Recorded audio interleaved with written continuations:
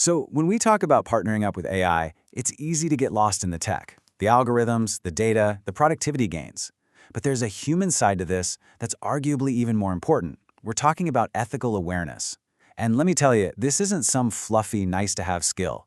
It is an absolutely non-negotiable part of any AI partnership that hopes to be successful and safe. All right, just to give you some context, what we're covering today is part 8 in our deep dive into a major research report on AI-human synergy. We're zeroing in on one crucial piece of the puzzle, but as you can imagine, the full report goes way, way deeper. I want you to really think about this for a second. This isn't some far-off futuristic question. It's happening today. An algorithm makes a call that can literally change the course of someone's life, and what if it's wrong? What if it's unfair? Who's on the hook for that?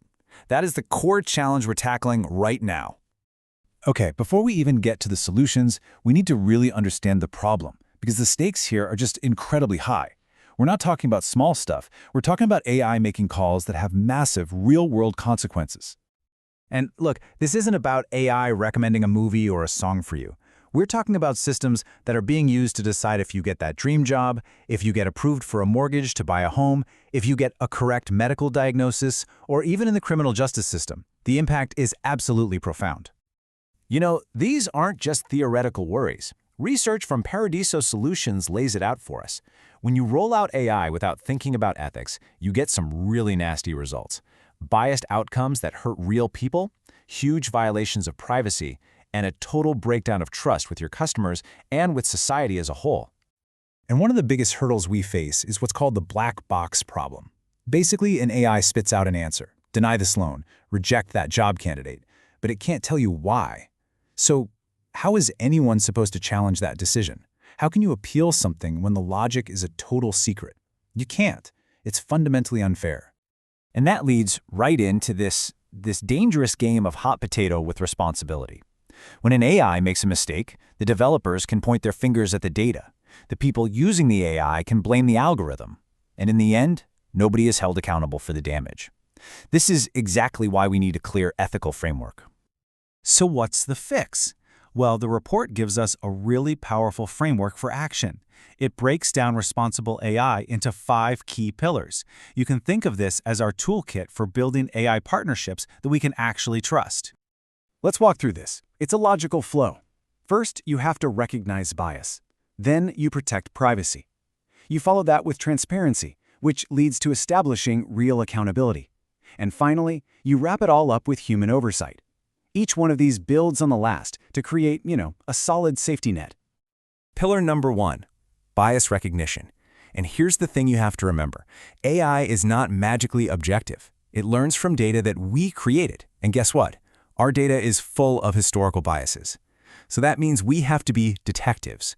We have to actively hunt for those biases instead of just assuming the algorithm is fair. Next up, privacy protection. AI systems are, they're data hungry. They need tons of it to work, and that creates enormous privacy risks. Using AI responsibly means being incredibly disciplined, only collecting the data you absolutely need, getting crystal clear consent, and protecting that data like it's gold. The third pillar, transparency, is the perfect cure for that black box problem we mentioned. It's simple, really. People have a right to know when an AI is helping make a decision that affects their life, and they deserve a real explanation for how that decision was made. It's just basic fairness. Fourth, we've got accountability. And this pillar is designed to slam that accountability gap shut. It means that no matter how complicated the AI system is, there's always a specific person, a real human, who is responsible for the final outcome. No more finger-pointing. The buck stops somewhere. And finally, maybe the most crucial pillar of them all, human oversight. This means that for any truly critical decision, a human has to be in the loop. And I don't mean just rubber stamping whatever the AI says. I mean applying real judgment, context, and the moral compass that an algorithm just doesn't have. Okay, so we've got these 5 principles, which is great. But how do you actually make them happen? It all comes down to building a culture where asking these tough ethical questions is just part of the job for everyone interacting with AI. I absolutely love this quote from the report. It just nails the mindset we need. This isn't about ticking off a box on some form to keep the lawyers happy. It's about professional integrity. It's what separates the true professionals from people being reckless with incredibly powerful tech. So, good training isn't about memorizing rules. It's about building an ethical instinct so that everyone on your team naturally starts asking questions like these. Hang on, should I question this recommendation? Does this pattern look a little biased to you? The idea is to empower every single person to be a guardian of responsible AI use. This slide here shows the two paths forward perfectly. On the left, you've got meaningful human involvement. That's a true partner who uses critical judgment and takes responsibility. And on the right, you've got the rubber stamper, who just blindly accepts whatever the AI says. The difference couldn't be more stark.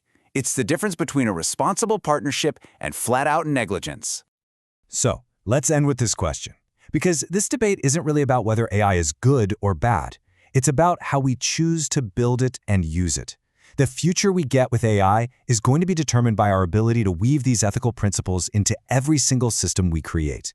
And the time to start asking these hard questions isn't after something goes wrong. It's right now, before you even begin.